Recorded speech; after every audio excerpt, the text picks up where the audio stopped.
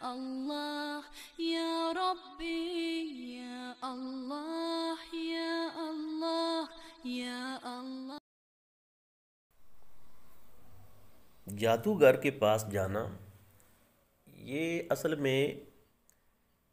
اللہ کی ذات پر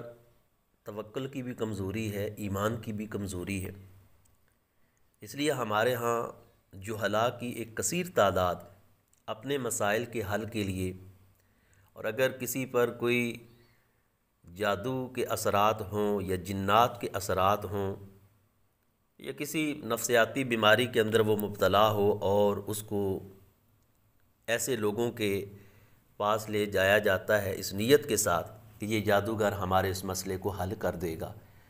اور یہ کاہن ہمارے اس مسئلے کو حل کر دے گا،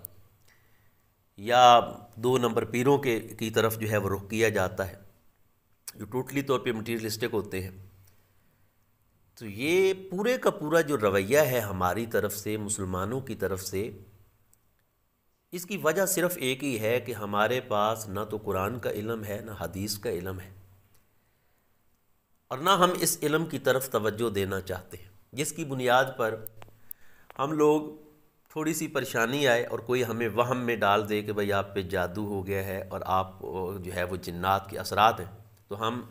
اس طرح کے 2 نمبر لوگوں کی طرف جو ہے وہ جانا شروع کر دیتے ہیں، اور زیادہ تر اس کے اندر عورتیں جو ہے وہ شریک ہیں. تو میں اس سلسلے میں آپ لوگوں کو صرف ایک ہی بات کہوں گا کہ قرآن مجید سورہ نمبر 20 سورہ طٰہٰ اس کی آیت نمبر 69 کو آپ دیکھ لیں. آپ خود اس کو پڑھ کر ترجمہ دیکھ لیں، آپ کو اندازہ ہو جائے گا کہ جادوگر جو ہے اس کو اسلام کس نظر سے دیکھتا ہے. وہ جادوگر ہو، وہ کاہن ہو، ساحر ہو، یا اس طرح کا کوئی اور دعویٰ کرنے والا ہو کہ میں آپ کی یہ مصیبت دور کر دوں گا موکلات کے ذریعے سے، جنات کے ذریعے سے، یہ کر دوں گا وہ کر دوں گا. قرآن مجید نے اس کو سورہ طٰہٰ کے اندر بیان فرمایا اور ایک سٹیٹمنٹ دی، فرمایا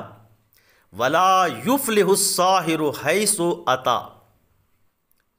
فرمایا جو ساحر ہے نا، جادوگر جو ہے، وہ کبھی بھی فلاح نہیں پا سکتا جہاں کہیں بھی ہو. اس کا پس منظر تو ظاہر بات ہے ایک خاص پس منظر ہے کہ حضرت موسیٰ علیہ السلام کے ساتھ جو جادوگر مقابلہ کے لیے آئے تھے، پس منظر تو وہی ہے. اور وہاں پہ آپ نے دیکھا کہ جادوگروں کو پھر شکست ہوئی، وہ موسیٰ علیہ السلام کے رب پر پھر ایمان بھی لائے. انہوں نے علل اعلان بھرے مجمع میں پھر جادوگروں نے کہا آمنا برب موسیٰ و ہارون، یہاں موسیٰ اور ہارون کے رب پر ایمان لائے. انہیں شکست کا سامنا کرنا پڑا، اور جیت کس کی ہوئی؟ پیغمبر کی جیت ہوئی، حق کی جیت ہوئی، اللہ کے ساتھ تعلق رکھنے والی عظیم ہستی کی جیت ہوئی. بظاہر حضرت موسیٰ علیہ السلام بے یار و مددگار تھے، اکیلے تھے، لیکن کامیابی اللہ رب العزت نے انہیں دی. تو ساحر کے بارے میں قرآن مجید نے قیامت تک کے لیے یہ عقدہ حل کر دیا ہے کہ وہ فلاح نہیں پا سکتا. تو بھائی جو خود فلاح نہیں پا سکتا وہ دوسروں کو فلاح کیا دے گا؟ سوچنے والی بات تو یہ.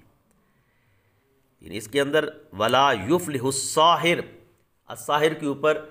یہ جو الف لام ہے، تو اس کے بارے میں علماء فرماتے ہیں کہ الساحر کے اوپر الف لام یہ جنس کا ہے، یہ جنسی الف لام، یعنی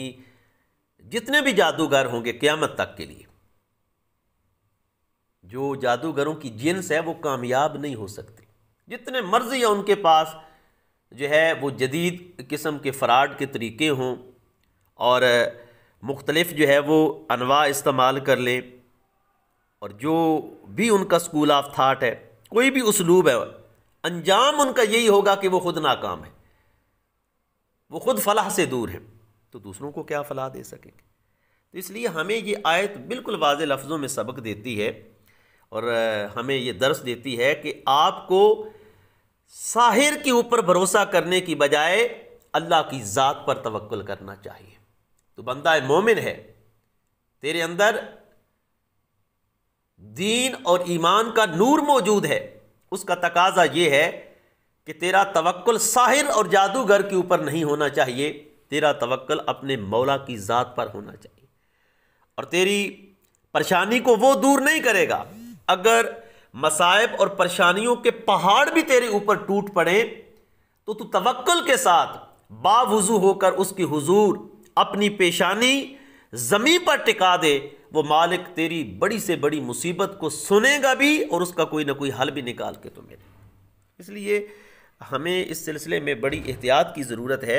اور دین اس کو سیکھنے کی ضرورت ہے۔ ساحر یہ بالکل شیطان ہے، جادوگر، کاہن اور اس طرح کے جتنے بھی لوگ ڈرامائی انداز میں آج ہمارے درمیان موجود ہیں وہ سارے کے سارے شیطانی عمل کر رہے ہیں۔ تو شیطان کی پیروی سے ہمیں روکا گیا ہے، ہمیں درس یہ دیا گیا ہے کہ فَاتَّبِعُوهُ، کہ قرآن کی اتباع کرو، قرآن کے اندر جو احکامات ہیں اس کی پیروی کرو۔ اگر ہم نے یہ بات سمجھ لی تو انشاءاللہ تبارک و تعالی ہمیں روحانی طور پہ بھی ایک سیٹسفیکشن ملے گی اور اس کے اثرات ہمارے جسم کے اوپر بھی بڑے مثبت اور پازیٹیو جو ہے وہ نظر آئیں گے۔